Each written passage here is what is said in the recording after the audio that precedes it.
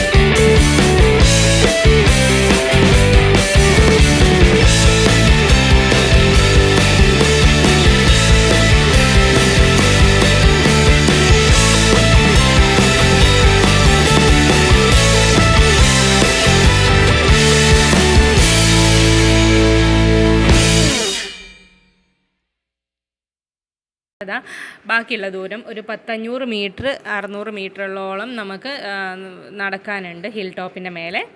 അപ്പോൾ കുറച്ച് സ്വന്തം വണ്ടിയിൽ വരുന്നവർ ഇവിടെയും പാർക്ക് ചെയ്യാനുള്ളൊരു സൗകര്യം അവർ കൊടുക്കുന്നുണ്ട്, പാർക്കിംഗ് ഏരിയ കൊടുക്കുന്നുണ്ട്. ഓഫ് റോഡ് ബൈക്ക്, ചില കാറുകളൊക്കെ സ്വന്തം കാറുകളൊക്കെ അവിടെ നിർത്തിയിട്ടതായിട്ട് ഞങ്ങൾ കണ്ടു വന്നപ്പോൾ. അപ്പോൾ ഇവരൊക്കെ മേലോട്ട് കയറി പോയവരാണ്. അപ്പോൾ നമുക്ക് ഇത്ര ടൈമിൻ്റെ ഉള്ളിൽ വരണം എന്നൊന്നുമില്ല, നമുക്ക് എത്ര ടൈം വേണമെങ്കിലും അവിടെ സ്പെൻഡ് ചെയ്യാവുന്നതാണ്. അപ്പോൾ ഞങ്ങളിതാ വണ്ടി ഇറങ്ങി ഞങ്ങൾ എല്ലാവരും കൂടി അങ്ങോട്ട് നടന്നു. ഒരു നല്ലൊരു കയറ്റം തന്നെയാണ്, നല്ല തണുപ്പും ഉണ്ട്. അപ്പം കുറുമ്പാലക്കോട്ടയിലേക്ക് സഞ്ചാരികൾ എത്തുന്നത് വീക്കെൻഡ്സിലാണ് തിരക്കുണ്ടാവാറെന്നാണ് ജീപ്പ് ഡ്രൈവേഴ്സ് ഞങ്ങളോട് പറഞ്ഞത്. ഇട ദിവസങ്ങളിൽ അങ്ങനെ തിരക്ക് കിട്ടാറില്ല. കൽപ്പറ്റയിൽ നിന്ന് 20 കിലോമീറ്ററാണ് നമുക്ക് ഇങ്ങോട്ടേക്കുള്ള ഡിസ്റ്റൻസ് എന്ന് പറയുന്നത്. 991 മീറ്റർ മുകളിലാണ് ഇപ്പം നമ്മൾ നിൽക്കുന്നത്. കൽപ്പറ്റയിൽ നിന്ന് കമ്പളക്കാട് വഴി റോഡ് മാർഗം ഇവിടെ എത്താവുന്നതാണ്. വയനാടിൻ്റെ ഒത്ത നടുവിലാണ് ഈ കുറുമ്പാലക്കോട്ട ഇപ്പോൾ സ്ഥിതി ചെയ്യുന്നത്. സൂര്യോദയവും അസ്തമനവും ഒക്കെ നമുക്ക് നല്ലോണം ആസ്വദിക്കാൻ വേണ്ടി പറ്റും വയനാട്ടിൽ ഈ കുറുമ്പാലക്കോട്ടയിൽ വന്നാൽ. അപ്പോൾ കാണാത്തവർ ആരെങ്കിലും ഉണ്ടെങ്കിൽ വയനാട് വരുമ്പോൾ എന്തായാലും ഈ ഒരു സ്ഥലം കാണണം. അപ്പോൾ നിങ്ങൾക്കെല്ലാവർക്കും ഇഷ്ടപ്പെടും കേട്ടോ. അപ്പോൾ ടെൻ്റ് അടിച്ച് താമസിക്കുന്നവർക്ക് അതും ആവാട്ടോ. പിന്നെ താഴ്വരയിൽ ഏറ്റവും അടിയിൽ ചെന്നിട്ടുണ്ടെങ്കിൽ നമുക്ക് റിസോർട്ടുകളൊക്കെ ഇഷ്ടം പോലെ ഉണ്ട്. ബുള്ളറ്റ് ഡ്രൈവർമാരുടെ ഒരു ഇഷ്ട സ്ഥലമാണ് ഇപ്പോൾ കുറുമ്പാലക്കോട്ട. അപ്പോൾ ട്രെക്കിംഗ് ഒക്കെ താല്പര്യമുള്ളവർക്കൊക്കെ ഒരു കൈ നോക്കാം. ഇതിൽ കോട്ടയുണ്ടെങ്കിലും ഈ മലയിൽ ഒരിടത്തും കോട്ടാവിശിഷ്ടങ്ങൾ സത്യം പറഞ്ഞാൽ കാണാറില്ല. അപ്പോൾ ഇത് ഇപ്പോഴും പ്രൈവറ്റ് പ്രോപ്പർട്ടി തന്നെയാണ്. ഈ കുറുമ്പാലക്കോട്ട എന്ന് പറയുന്നത് നമ്മളിപ്പോൾ വന്ന സ്ഥലങ്ങളെല്ലാം പ്രൈവറ്റ് പ്രോപ്പർട്ടിയാണ്. ഇത് ഗവൺമെൻറ്റിൻ്റെ അണ്ടർടേക്കിങ്ങിൽ വരുന്നതല്ല. അതുകൊണ്ട് ഇതിൽ എൻട്രി ഫീസും അങ്ങനെ ഒരു സംഭവങ്ങളേ ഇല്ല. അപ്പോൾ നമുക്ക് എത്ര ടൈം വേണമെങ്കിലും എത്ര സമയം വേണമെങ്കിലും സ്പെൻഡ് ചെയ്യാവുന്നതാണ് അവിടെ. കേരളീയർക്ക് പുറമെ അന്യ സംസ്ഥാനങ്ങളിൽ നിന്ന് വരുന്ന ആൾക്കാരാണ് അധികവും. വീക്കെൻഡ്സിലാണ് ഏറ്റവും കൂടുതൽ തിരക്കുണ്ടാവുന്നത് കുറുമ്പാലക്കോട്ടയിൽ. അപ്പോൾ ഇതിൽ എൻട്രി ടൈമും എക്സിറ്റ് ടൈമും ഒന്നുമില്ല. അപ്പോൾ ഇഷ്ടം പോലെ എത്ര നേരം വേണമെങ്കിൽ നമുക്ക് അവിടെ സ്പെൻഡ് ചെയ്യാവുന്നതാണ്. ഇവിടെ ഏറ്റവും ഭംഗിയായിട്ട് കാണാൻ പറ്റുന്നത് നമുക്ക് വെള്ള പഞ്ഞിക്കെട്ടുകൾ പോലെ ഇങ്ങനെ നമ്മുടെ മഞ്ഞിങ്ങനെ മൂടിക്കിടക്കുന്നത് കാണാൻ പറ്റും. താഴേക്ക് നോക്കിയാൽ ഫുള്ളും ഒന്നും കാണൂല, ഫുള്ള് നമുക്ക് എന്താ പറയുക ഈ മഞ്ഞ് കാണാം. മഞ്ഞ് എന്ന് പറഞ്ഞാൽ ഈ മേഘങ്ങൾ കൊണ്ട് നിറഞ്ഞിരിക്കുന്ന മേഘങ്ങൾ കൊണ്ടുള്ള ബെഡ് തന്നെയാണ് നമുക്ക് അവിടെ കാണാൻ പറ്റുക. ആ ഒരു കാഴ്ച കാണാനാണ് സത്യം പറഞ്ഞാൽ ഞങ്ങൾ പോയത്. അപ്പം അവിടെ അന്ന് ഞങ്ങൾ നോക്കിയപ്പം ആ കാഴ്ച കണ്ടില്ല, അതിന് പകരം സൂര്യോദയമാണ് കണ്ട് മടങ്ങേണ്ടി വന്നത്. അപ്പോൾ സൂര്യോദയം ഒരു എന്താ പറയുക അവിടെ അങ്ങനെ പെട്ടെന്ന് എന്ന് വെച്ചാൽ ഒരു അപൂർവ കാഴ്ചയാണെന്നാണ് അവിടെയുള്ള എല്ലാവരും പറഞ്ഞത്. അപ്പോൾ അത് അങ്ങനെ കാണാൻ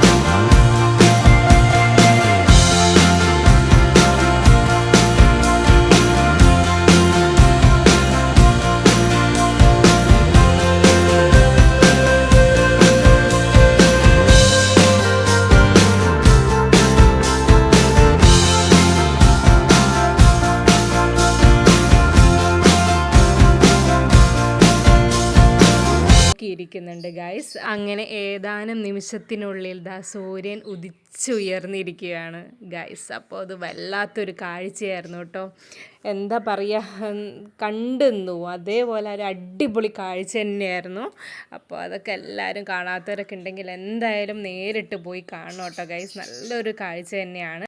സൂര്യോദയവും പിന്നെ ക്ലൗഡ് ബെഡും കൂടി ഒന്നിച്ചൊക്കെ കാണാൻ പറ്റും ചില ദിവസങ്ങളിൽ വന്നിട്ടുണ്ടെങ്കിൽ. ഇപ്പോൾ അത് ക്ലൗഡ് ബെഡായിട്ട് കാണുന്നില്ല, പക്ഷെ നല്ല മഞ്ഞാണ് താഴേക്ക് നോക്കുമ്പോൾ. അധികം വിസിബിലിറ്റി ഒന്നും ആയിട്ടില്ല ഗൈസ്. അപ്പം ഒത്തിരി ആൾക്കാർ വീക്കെൻഡ് ആയതുകൊണ്ടാണ് ഒത്തിരി ആൾക്കാർ വന്നുകൊണ്ടിരിക്കുന്നുണ്ട്. അപ്പോൾ ഞങ്ങൾ കുറച്ച് നേരം അവിടെ സ്പെൻഡ് ചെയ്ത് ഞങ്ങളിതാ താഴേക്ക് തിരിച്ചിറങ്ങി. അപ്പോൾ സമയം 8-9 മണിയോട് കൂടി ഞങ്ങളിതാ അവിടെ നിന്ന് തിരിച്ചിറങ്ങിയിട്ടുണ്ട്. അപ്പോൾ നേരം വെളുത്തില്ലേ, ഞങ്ങൾ അങ്ങോട്ട് പോയപ്പോൾ നേരം വെളുത്തിട്ടില്ലായിരുന്നു. 5-5:30 മണിയോട് കൂടിയാണ് ഞങ്ങൾ അങ്ങോട്ട് കയറിയത്. തിരിച്ചിറങ്ങുന്നത് 9 മണിയോട് കൂടിയാണ് തിരിച്ച് ഞങ്ങൾ ഇറങ്ങിയത്. ഓക്കെ ഗൈസ്, അപ്പോൾ ഞങ്ങളിതാ ജീപ്പ് ചേട്ടന് വേണ്ടിയിട്ട് കുറച്ച് നേരം അവിടെ നോക്കി നിൽക്കേണ്ടി വന്നു. അപ്പോൾ കാണുന്നൊക്കെ ഞാൻ നേരത്തെ പറഞ്ഞ പാർക്കിംഗ് ഏരിയ ഒക്കെയാണ് കേട്ടോ. അപ്പോൾ ഞങ്ങളിതാ അവിടെ നോക്കി നിന്നപ്പോൾ തന്നെ നമ്മുടെ ജീപ്പ് ചേട്ടൻ വന്നു. ഞങ്ങളിതാ ജീപ്പിൽ കയറി ഞങ്ങളുടെ താഴ്വാരത്ത് എത്തുകയാണ്, നമ്മുടെ പാർക്കിംഗ് ഏരിയയിലോട്ട് എത്തുകയാണ് ഗൈസ്. അപ്പം നല്ലൊരു ട്രെക്കിംഗ് ആണ്. പകൽ സമയത്തുള്ള ട്രെക്കിംഗ് നിങ്ങൾ കണ്ടോട്ടോ. അങ്ങോട്ട് പോയപ്പോൾ എനിക്ക് കാണിച്ചു തരാൻ പറ്റിയില്ല, കാരണം നല്ല ഇരുട്ടായിരുന്നു. ടിറ്റു ഒക്കെ മുറുക്ക പിടിച്ചിട്ട് ഫസ്റ്റ് ടൈം ജേണിയാണ് ടിറ്റുവിൻ്റെ ഒക്കെ മുറുക്ക പിടിച്ചിട്ടാണ് ടിറ്റു ജീപ്പിലിരിക്കണത്. അമ്മൂസും ഫസ്റ്റ് ടൈം ജേണിയാണ് അമ്മൂസിൻ്റെയും. അപ്പോൾ നല്ലൊരു ഞങ്ങളുടെ കൂട്ടത്തിൽ 2 ചേട്ടന്മാരും കൂടി അങ്ങോട്ട് പോകുമ്പോൾ ഉണ്ടായിരുന്നു. അപ്പോൾ അവരും കൂടി റിട്ടേൺ വന്നപ്പോൾ അവരും കൂടി പിക്കപ്പ് ചെയ്ത് ഞങ്ങൾ ഒന്നിച്ചാണ് അവിടെ നിന്ന് ഇങ്ങോട്ട് എടുക്കുന്നത്. അപ്പോൾ ഞങ്ങൾ രണ്ടുപേരും കൂടി ഷെയർ ചെയ്തിട്ടാണ് 600 പേ ചെയ്തത് ടോട്ടൽ. അപ്പോൾ ഇതാണ് ഓഫ് റോഡ് എന്ന് പറഞ്ഞാൽ 2-2.5 കിലോമീറ്ററുള്ള ഓഫ് റോഡ് എന്ന് പറഞ്ഞിട്ടുണ്ടെങ്കിൽ. അപ്പോൾ നല്ലൊരു ട്രെക്കിംഗ് ഒക്കെ ഇഷ്ടപ്പെടുന്നവർക്ക് എന്തായാലും കുറുമ്പാലക്കോട്ട എന്തായാലും വരേണ്ട ഒരു പ്ലേസാണ്. അടിപൊളി സ്ഥലമാണ്. വരാത്തവരെന്തായാലും ഉണ്ടെങ്കിൽ കുറുമ്പാലക്കോട്ട വിസിറ്റ് ചെയ്തിരിക്കണം. അപ്പോൾ രാവിലെ ഒരു 5-5:30 കൂടി എന്തായാലും പോയാൽ മതി, അവിടെ എത്തിയാൽ മതി നമുക്ക്. അപ്പോൾ സൺറൈസ് ആണെങ്കിൽ സൺറൈസ് അന്നത്തെ എന്താണോ നമുക്ക് കാണാൻ പറ്റി അതെന്തായാലും കാണാം. സൺറൈസ് അല്ലെങ്കിൽ പിന്നെ സ്നോ ബെഡ് കാണാൻ പറ്റും. ഏറ്റവും കൂടുതൽ ഭംഗിയുള്ളത് ഇഷ്ടമുള്ളവർ സ്നോ ബെഡായിരിക്കും ഏറ്റവും കൂടുതൽ ഇഷ്ടമുള്ളത്. സൺറൈസ് കാണണമെന്ന് ആഗ്രഹിക്കുന്നവർക്ക് സൺറൈസും കാണാം. പക്ഷേ നമുക്ക് ഏതാണ് എക്സ്പെക്റ്റ് ചെയ്യുക, നമുക്ക് ഏത് എക്സ്പെക്റ്റ് ചെയ്തിട്ട് പോകണം എന്നൊന്നും അറിയില്ല, കാരണം ഏതാണ് കിട്ടുക എന്നൊന്നും അറിയില്ല അന്ന് കാണാൻ വേണ്ടിയിട്ട്. അപ്പോൾ കുറേ പേര് ഞങ്ങൾ നടന്നു ഇറങ്ങുന്നുണ്ട്. ഇറങ്ങേണ്ടവർക്ക് നടന്നു ഇറങ്ങാം കേട്ടോ ഗൈസ്. അപ്പോൾ ഞങ്ങളെന്തായാലും രാവിലെ എന്തായാലും ഇതിന് വന്നത് കാരണം ഞങ്ങൾ തിരിച്ചും അങ്ങനെ ഞങ്ങൾ താഴെ എത്തിയിട്ടുണ്ട്. അപ്പോൾ പാർക്കിംഗ് ഏരിയ ഒക്കെ ഉണ്ട് അവിടെ. നല്ലൊരു പാർക്കിംഗ് ഏരിയ അവിടെ പ്രൊവൈഡ് ചെയ്യുന്നുണ്ട്. പിന്നെ വാഷ്റൂം പ്രൊവൈഡ് ചെയ്യുന്നുണ്ട്. അപ്പോൾ ഞങ്ങൾ അതിലേക്കൂടെ തിരിച്ച് പോകുന്ന വഴി ഞങ്ങളിതാ തൊട്ടടുത്ത് തന്നെയാണ് പള്ളിക്കുന്ന്. അപ്പോൾ അവിടെ പിന്നെ പെരുന്നാൾ നടക്കുകയാണ്. അപ്പോൾ നടക്കുന്നതിൻ്റെ തൊട്ട് മുന്നേ ആണ് ഞങ്ങളിതാ അവിടെ ജസ്റ്റ് ഒന്ന് കയറി പ്രാർത്ഥിച്ചിട്ട് പോകാമെന്ന് വിചാരിച്ചത്.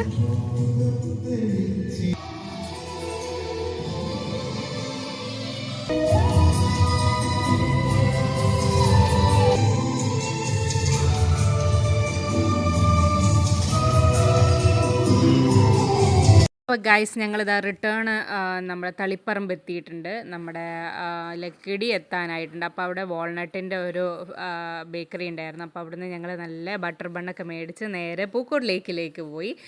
അപ്പോൾ പൂക്കോട് ലേക്കിൻ്റെ എൻട്രി കവാടത്തിൽ ഞങ്ങൾ എത്തിയിരിക്കുന്നു. അപ്പോൾ അവിടുന്ന് ഞങ്ങൾക്ക് എല്ലാവർക്കും കൂടി ടിക്കറ്റും എടുത്ത് അതിലേക്ക് എൻ്റർ ചെയ്യാനാണ്. അപ്പോൾ അമ്മൂസിന് അവിടെ പോകണം എന്ന് ഒരേ ഒരു നിർബന്ധമായിരുന്നു. അപ്പോൾ അമ്മൂസ് പപ്പനെ സോപ്പിട്ട് പൂക്കോട് ലേക്കിൻ്റെ അടുത്തെത്തി. അപ്പോൾ ഞങ്ങൾ എന്ത് ചെയ്തു, ഞങ്ങൾ അഡൾട്ടിന് 40 രൂപയും ചിൽഡ്രൻസിന് 30 രൂപയാണ് അവിടുത്തെ ചാർജ് എന്ന് പറയുന്നത്. അപ്പോൾ ഞങ്ങൾ അതിൻ്റെ ഉള്ളിൽ കയറി നമുക്ക് ഫ്രണ്ടിൽ തന്നെ നമുക്ക് കുറേ ഐറ്റംസൊക്കെ ഇങ്ങനെ കാണാനല്ല വിൽക്കാൻ വേണ്ടി വെച്ചിട്ടുണ്ട്. അപ്പോൾ നമുക്ക് കണ്ടവർക്ക് കാണുകയും ചെയ്യാം, പൈസ ഒന്നും കൊടുക്കണ്ടല്ലോ. അപ്പോൾ വാങ്ങിക്കേണ്ടവർക്ക് വാങ്ങിക്കുകയും ചെയ്യാം കേട്ടോ. കുറേ സംഭവങ്ങളുണ്ട് ഗൈസ്. അപ്പോൾ ഇതൊക്കെ ഫോറിനേഴ്സ് ടൂറിസ്റ്റ് ആൾക്കാരൊക്കെ കേന്ദ്രീകരിച്ചിരിക്കുന്ന സംഭവങ്ങളാണ്. കുറേ ഐറ്റംസ് ഉണ്ട്. നമുക്ക് അതിൻ്റെ ഉള്ളിലൊക്കെ കയറി കാണാനാണെങ്കിൽ ഇഷ്ടം പോലെ ഐറ്റംസ് ഒക്കെ ഉണ്ട് അവർക്ക്. അപ്പോൾ അതൊക്കെ വേണമെങ്കിൽ നമുക്ക് പർച്ചേസ് പർച്ചേസ് ചെയ്യാം. പിന്നെ കൂടുതൽ ചോക്ലേറ്റ്സ് നമ്മൾ ഈ മൈസൂരൊക്കെ പോകുമ്പോൾ, മൈസൂരല്ല ഊട്ടിയൊക്കെ പോകുമ്പോൾ നമുക്ക് കാണാൻ പറ്റിയ ചോക്ലേറ്റ്സ് ഇല്ലേ, ഹോം മെയ്ഡ് ചോക്ലേറ്റ്സ് ഒക്കെ അവിടെ അവൈലബിൾ ആണ്. പിന്നെ ഹണി അങ്ങനത്തെ സാധനങ്ങളൊക്കെ, സ്പൈസസ്, ഹണി അങ്ങനത്തെ സാധനങ്ങളൊക്കെ ആയിരിക്കും കൂടുതൽ വയനാട്ടിൽ പോകുമ്പോൾ നമുക്ക് കാണാൻ പറ്റുന്നത്. അപ്പോൾ ഇഷ്ടമുള്ളവർക്ക് ഇഷ്ടമുള്ള സാധനങ്ങളൊക്കെ മേടിച്ച് അവിടുന്ന് പൂക്കോട് ലേക്കും ആസ്വദിച്ച് നമുക്ക് പോവാം. തരോ ഒത്തിരി കീ ചെയിൻസൊക്കെ എനിക്ക് ഭയങ്കര ഇഷ്ടമുള്ള കൂട്ടത്തിലാണ്. അപ്പോൾ കീ ചെയിൻസൊക്കെ കണ്ടപ്പോൾ ചുമ്മാ അവിടെ നിന്ന് പോയി. അപ്പോൾ അതാ മക്കളെ കൊണ്ടുവന്ന ഇഷ്ടം പോലെ സാധനങ്ങളൊക്കെ മേടിക്കാൻ തന്നെ ഉണ്ടാവും കേട്ടോ ഗൈസ്. അപ്പോൾ ഏതൊക്കെയാണ് മേടിക്കേണ്ടത് എന്നുള്ളൊരു കൺഫ്യൂഷൻ തന്നെ ഉണ്ടാവും. നമുക്ക് വേണ്ടുന്ന കുറേ വീട്ടിലേക്ക് വേണ്ടുന്ന കുറേ സാധനങ്ങളും ഉണ്ട് ഗൈസ് ഒരു സെക്ഷനിൽ. കാപ്പിപ്പൊടി, ചായപ്പൊടി, ഏലം, കറുവപ്പട്ട, എന്തൊക്കെ വേണം അതൊക്കെ നമുക്ക് അവിടുന്ന് പർച്ചേസ് ചെയ്യാം. പക്ഷെ നല്ല ഇരട്ടി വില കൊടുക്കണം കേട്ടോ ഗൈസ്. അപ്പോൾ എല്ലാ സാധനങ്ങളും അവിടെ അവൈലബിൾ ആണ്. മേടിക്കേണ്ടവർക്ക് അവിടുന്ന് മേടിച്ചിട്ട് പോവുകയും ചെയ്യാം. അപ്പോൾ ഞങ്ങൾ ഒത്തിരി പ്രാവശ്യം പൂക്കോട് ലേക്കിലേക്ക് അവിടെ വിസിറ്റ് ചെയ്തതാണ്. അപ്പോൾ ഞങ്ങൾക്ക് ഇതൊരു പുതുമയുള്ളൊരു അനുഭവമല്ല. അപ്പോൾ ഞങ്ങൾ വീഡിയോ കാണിക്കാൻ വേണ്ടിയിട്ടാണ് നിങ്ങളെ കാണിക്കാൻ വേണ്ടിയിട്ടാണ് ഈ വീഡിയോ ഇട്ടത്. അപ്പോൾ നമ്മുടെ ഈ ലേക്കാണിത്, പൂക്കോട് ലേക്കാണിത്. തടാകത്തിൻ്റെ ചുറ്റും നമുക്ക് ഒരുപാട് മരങ്ങളും നമുക്ക് കാണാൻ പറ്റും. രാവിലെ 9 മണി മുതൽ വൈകുന്നേരം 5 മണി വരെയാണ് ഇതിൻ്റെ എൻട്രി ടൈം എന്ന് പറയുന്നത്. അപ്പോൾ അവധി ദിവസങ്ങളിലാണ് ഇപ്പോൾ നല്ല തിരക്ക് കാണാൻ പറ്റുക. ഇട ദിവസങ്ങളിൽ വലിയ തിരക്കൊന്നും കാണാൻ പറ്റില്ല. അവധി ദിവസങ്ങളിലൊക്കെ ആകുമ്പോൾ ഒരുപാട് ഫോറിനേഴ്സും കർണാടകയിൽ നിന്നും പിന്നെ തമിഴ്നാട്ടിൽ നിന്നും ഒത്തിരി സ്ഥലങ്ങളിലൊക്കെ ഒരുപാട് ഫോറിനേഴ്സ്, ടൂറിസ്റ്റുകളൊക്കെ പിന്നെ അവിടെ വരുന്നുണ്ട്. അപ്പോൾ ഈ കാണുന്നതൊക്കെ കുട്ടികളുടെ പാർക്കായിരുന്നു ഗൈസ്. അപ്പോൾ ഇത് ആദ്യമൊക്കെ നല്ല രസമായിരുന്നു. ഞാൻ ഒരു 10 വർഷം മുന്നേ ഒക്കെ വരുമ്പോൾ കുറേ പാർക്കുകളൊക്കെ ഉണ്ടായിരുന്നു. ആദ്യം ഒത്തിരി ഐറ്റംസ് ഉണ്ടായിരുന്നു പിള്ളേർക്ക് കളിക്കാനൊക്കെ. പക്ഷേ ഇപ്പം അത് അവർ മെയിൻറ്റെയിൻ ചെയ്യാത്തതുകൊണ്ട് ഇത് കുറേ എല്ലാം നാശനഷ്ടം വന്നു പോയിട്ടുണ്ട്. അപ്പോൾ ഉള്ള പാർക്കിലും മക്കളിതാ ആസ്വദിക്കുന്നുണ്ട്. അപ്പോൾ കുറേയൊക്കെ പൊട്ടിപ്പൊളിഞ്ഞ് ഒന്നും ശരിയാക്കാണ്ട് അങ്ങനെ തന്നെ ഇട്ടേക്കുവാണ് അവർ. ഈ തടാകത്തിൻ്റെ മൊത്തം വിസ്തീർണം എന്ന് പറയുന്നത് 13 ഏക്കറിൽ തന്നെയാണ് കിടക്കുന്നത്. ഈ തടാകത്തിൻ്റെ ആഴം എന്ന് പറയുന്നത് തന്നെ 6.5 മീറ്റർ തന്നെ ആഴമുണ്ട്. അപ്പോൾ ഒത്തിരി ആൾക്കാരൊക്കെ ഇവിടെ നിന്ന് നമ്മുടെ ഒത്തിരി പെർഫ്യൂമും കാര്യങ്ങളും കരകൗശല വസ്തുക്കളും എല്ലാം ഇവിടെ നിന്ന് കൊണ്ടുപോകുന്നുണ്ട്. കാരണം വയനാട്ടിൽ നിന്ന് കിട്ടുന്നത് വേറെ എവിടെയും കിട്ടില്ല. കാരണം അത്രയും നല്ല സാധനങ്ങളൊക്കെ ഇവിടുന്ന് പ്രൊഡക്ട്സൊക്കെ നമുക്ക് ഇവിടെ അവൈലബിൾ ആണ് വയനാട്ടിൽ വന്നാൽ. അപ്പോൾ ഞാൻ അതൊക്കെ നേരത്തെ കാണിച്ചു തന്നിട്ടുണ്ടല്ലോ. അപ്പോൾ പൂക്കോട് ലേക്കിൽ എത്താൻ വേണ്ടിയിട്ട് നമ്മുടെ വയനാട് ചുരം കയറി കഴിഞ്ഞിട്ട് ഏകദേശം നമ്മുടെ കൽപ്പറ്റ റോഡിലോട്ട് കയറി കഴിഞ്ഞാൽ നമുക്ക് പിന്നെ ഏകദേശം നമുക്ക് ലക്കിടിയിൽ നിന്ന് 2 കിലോമീറ്റർ കൽപ്പറ്റ റോഡിൽ സഞ്ചരിച്ചാൽ നമുക്ക് ഇടതുവശത്തായിട്ട് പൂക്കോട് ലേക്കിൻ്റെ തടാകത്തിൽ വഴി കാണാൻ പറ്റും കേട്ടോ. അപ്പോൾ അവിടുന്ന് പോയിട്ടുണ്ടെങ്കിൽ അവിടെ നമുക്ക് പിന്നെ 2 പാർക്കിംഗ് ഏരിയാസൊക്കെ അവർ പ്രൊവൈഡ് ചെയ്യുന്നുണ്ട്. പിന്നെ കാറിനൊക്കെ വേറെ സെപ്പറേറ്റ്, പിന്നെ വലിയ വണ്ടികൾക്ക് ടൂറിസ്റ്റ് ബസ്സുകൾക്കൊക്കെ വേറെ സെപ്പറേറ്റ് പാർക്കിംഗ് ഏരിയാസൊക്കെ പ്രൊവൈഡ് ചെയ്യുന്നുണ്ട്. അപ്പോൾ അതിന് പാർക്കിംഗ് ചാർജും കാര്യങ്ങളൊക്കെ 50 രൂപയൊക്കെ കൊടുത്തു കഴിഞ്ഞിട്ട് നമുക്ക് വേണമെങ്കിൽ കുറച്ചിങ്ങോട്ട് നടപ്പുണ്ട്. പാർക്കിംഗ് ഏരിയയിൽ നിന്ന് നമുക്ക് പൂക്കോട് ലേക്കിലേക്ക് എത്താൻ കുറച്ച് നടപ്പുണ്ട്. അപ്പോൾ അങ്ങനെ നമുക്ക് എത്താൻ പറ്റും കേട്ടോ. അപ്പോൾ വയനാട്ടിൽ വരുന്നവരെന്തായാലും ഈ പൂക്കോട് ലേക്കും പിന്നെ വരണം. കുട്ടികൾക്കായാലും പിന്നെ നേച്ചർ ഭംഗി ഇഷ്ടപ്പെടുന്ന ആൾക്കാർക്കായാലും ഇതൊക്കെ കണ്ട് ആസ്വദിക്കാനൊക്കെ നല്ല അടിപൊളി സ്ഥലമാണ്. അപ്പോൾ ഒത്തിരി ഫോറിനേഴ്സ് ഡെയിലി നമ്മൾ വീക്കെൻഡ്സിലൊക്കെ പോകുമ്പോൾ നമുക്ക് കാണാൻ പറ്റും. ഒത്തിരി ഫോറിനേഴ്സും കാണാം, പിന്നെ അല്ലാണ്ട് ഈ കർണാടകയിൽ നിന്നും പിന്നെ വേറെ സ്ഥലത്തു നിന്നൊക്കെ വരുന്ന ഹിന്ദിക്കാരും എല്ലാവരും എല്ലാ തരം ആൾക്കാരും അവിടെ എത്തുന്നുണ്ട്. അപ്പോൾ ഇതിപ്പോൾ ഞങ്ങൾ ചെന്നത് പിന്നെ സൺഡേ ദിവസം ആയതുകൊണ്ട് നല്ല തിരക്കാണ് ഗൈസ്. അപ്പം പിന്നെ എന്താ പറയുക, ഒരു ഈവനിങ് ടൈമും കൂടി ആയതുകൊണ്ട് ഈ തിരക്ക് നല്ലോണം കൂടിയുണ്ട്. ഈവനിങ് 5 PM വരെയാണ് എൻട്രി ടൈം. അപ്പോൾ അതിൻ്റെ ഉള്ളിൽ നമുക്ക് കണ്ടു കഴിയുന്നവർക്കൊക്കെ കണ്ടു കഴിയാം. അപ്പോൾ ഈ കാണുന്നതൊക്കെ നമുക്ക് ബോട്ടിംഗ് സൗകര്യമൊക്കെ നമുക്ക് ഇവിടെ നല്ലൊരു ആകർഷണം തന്നെയാണ് ഇവിടെ. അപ്പം നമുക്ക് ഇഷ്ടം പോലെ ബോട്ടിങ്ങും എല്ലാം ഉണ്ട്. പെഡൽ ബോട്ട്, റോയിങ് ബോട്ട് ഒക്കെ അതിൻ്റെ പിന്നെ പ്രൈസ് ഷെഡ്യൂളാണ് അതിൻ്റെ അകത്ത് എഴുതിയേക്കുന്നത്. എല്ലാം നമുക്ക് അവിടെ അവൈലബിൾ ആണ്. നമ്മളെല്ലാ പ്രാവശ്യം വരുമ്പോഴൊക്കെ ഇതിലൊക്കെ കയറുന്നതായതുകൊണ്ട് ഇതിലിപ്പോൾ ഞാൻ കയറി കാണിക്കുന്നില്ല. പിന്നെ നമുക്കത് നല്ല രസമാണ്, എൻജോയ് ചെയ്യാനും ഒക്കെ നല്ല രസമാണ് മക്കൾക്ക്. അപ്പോൾ ഞങ്ങളത് അതിലെ കൂടെ നടന്നുകൊണ്ടിരിക്കുമ്പോൾ നല്ല കാട്ടുകുരങ്ങനെ കണ്ട്, അത് കാട്ടുകുരങ്ങൻ എന്തൊക്കെയാണ് കാണിക്കുന്നതെന്നൊക്കെ നമുക്ക് കാണാം കേട്ടോ.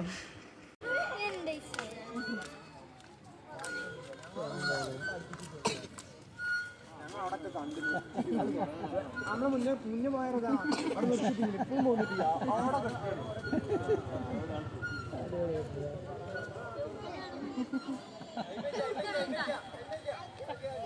പെട്ടു സെറ്റ് സാധനമാണ്.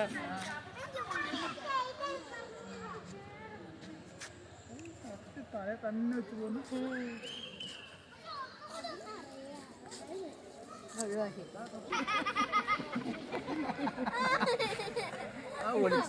തലയിലിട്ട് കിടക്കുന്ന ബാന്ത് കിട്ടുവേ. പിന്നെ നമുക്ക് അവിടുത്തെ അക്വേറിയം ഫിഷ് സ്പായൊക്കെ ഉണ്ട്. അപ്പോൾ അതിനൊക്കെ നമുക്ക് എക്സ്ട്രാ ചാർജ് തന്നെ കൊടുത്താൽ നമുക്ക് അതൊക്കെ ചെയ്യാൻ പറ്റും. അപ്പോൾ ഇതൊക്കെ നമ്മൾ എല്ലായിടത്തും പോകുമ്പം നമുക്ക് ചെയ്യാൻ പറ്റുന്ന കാര്യങ്ങളാട്ടോ കാണുന്നത്. പിന്നെ നമ്മൾ ലാസ്റ്റ് നമ്മൾ അവിടുന്ന് ഇറങ്ങി നേരെ താഴേക്ക് വന്ന് ഞങ്ങളുടെ സ്വന്തം ചേട്ടായിൻ്റെ സ്വന്തം സ്ഥലമായ കോടഞ്ചേരിയിലെ പള്ളിപ്പെരുന്നാളായിരുന്നു അന്ന് വൈകുന്നേരം. അപ്പോൾ ഞങ്ങൾ അതും കൂടി പോവാലോ എന്ന് വിചാരിച്ച് ഞങ്ങളവിടെ എത്തിയപ്പോഴത്തേനും കുർബാനയൊക്കെ കഴിഞ്ഞത് ആ പ്രദക്ഷിണമൊക്കെ ഇറങ്ങിയിട്ടുണ്ടായിരുന്നു. അപ്പോൾ റോഡ് മൊത്തം ബ്ലോക്കാണ് ഗൈസ്. അപ്പം പ്രദക്ഷിണം കഴിയണവരെ ഞങ്ങളവിടെ വെയിറ്റ് ചെയ്തു. പള്ളി കയറാൻ പറ്റിയില്ല. അപ്പോൾ ഞങ്ങൾ എന്താ ചെയ്തു, ഒരുപാട് നേരം ഉണ്ടായിരുന്നു കേട്ടോ. ഈ പ്രദക്ഷിണം എന്ന് പറഞ്ഞാൽ ഒരു മണിക്കൂറിലധികം ഉണ്ടായിരുന്നുണ്ട്. കണ്ടമാനം ജനങ്ങളുള്ള ഒരു ഇടവകയാണ് കോടഞ്ചേരി ഇടവക. അപ്പം ഇഷ്ടം പോലെ ആൾക്കാരൊക്കെ ഉണ്ടായിരുന്നു. അപ്പോൾ അത് കഴിയണ വരെ ഞങ്ങളത് കുറേ നേരം വെയിറ്റ് ചെയ്ത് അവിടെ നിന്നു. അതൊക്കെ കണ്ട് ആസ്വദിച്ച് ടിറ്റു നിന്നു. ടിറ്റുക്ക് ഇതൊക്കെ ഫസ്റ്റ് എക്സ്പീരിയൻസ് ആണ് കേട്ടോ. അറിവച്ചേ പിന്നെ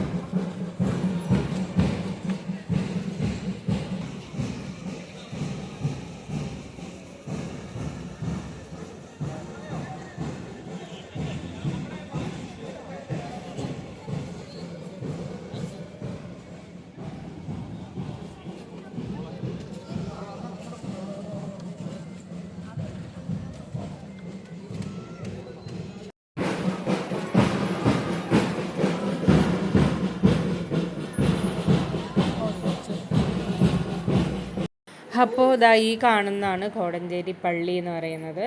അത് ഫെറോണ പള്ളിയാണ് കോടഞ്ചേരിയിലെ. അപ്പോൾ നല്ല ഭംഗിയുണ്ട്. എല്ലാ ലൈറ്റുകളൊക്കെ കൊണ്ട് നല്ല ഡെക്കറേറ്റ് ചെയ്തിട്ടുണ്ടെങ്കിൽ നല്ല ഭംഗിയുണ്ട്. പിന്നെ അവിടുത്തെ ഗ്രൗണ്ട് മൊത്തം കച്ചവടക്കാരും ഐസ്ക്രീം വണ്ടികളും നിറച്ചുണ്ട് കേട്ടോ. അപ്പോൾ ഒരു സൂചി ഒത്താൻ ഇടയില്ല, അത്രയും തിരക്കാണ്.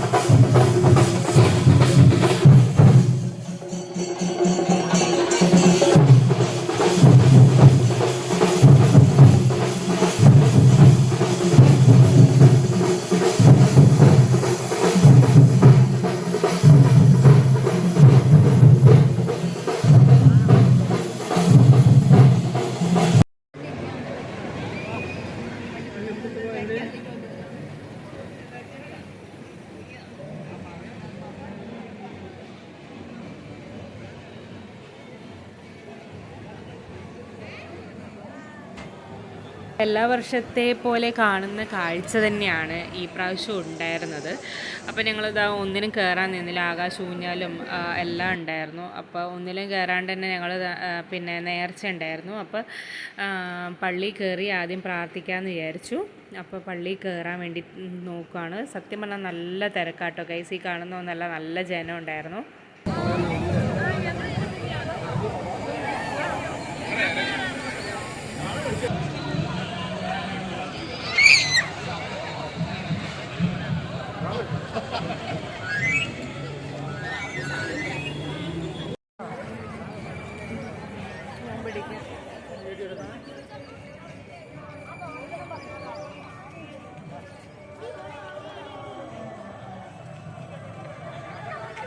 അപ്പോൾ ഞങ്ങളിതാ തിരക്കിൻ്റെ ഇടയിൽ കൂടെ ഞങ്ങളിതാ പള്ളിയിലൊക്കെ കയറി പ്രാർത്ഥിച്ചിട്ട് പോകാമെന്ന് വിചാരിച്ചു. അപ്പോൾ കുറേ ആൾക്കാർ പുറത്തുകൊണ്ട്, കുറേ ആൾക്കാർ ഉള്ളിലുണ്ട്, പിന്നെ കുറേ ആൾക്കാർ പ്രദക്ഷിണത്തിനും പോയിട്ടുണ്ട് ഗൈസ്. അപ്പോൾ നല്ല തിരക്കാണ് പള്ളീൻ്റെ ഉള്ളിലും പരിസരത്തും. സത്യം പറഞ്ഞാൽ വിളിക്കാൻ പോലും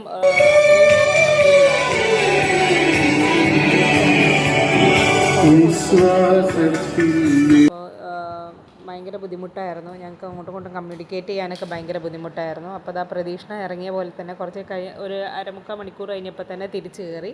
അതിലും നല്ല ജനമായിരുന്നു. അപ്പോൾ ഞങ്ങൾ നല്ല ടയേർഡായിരുന്നു, കാരണം രാവിലെ ഇറങ്ങിയതാണ്.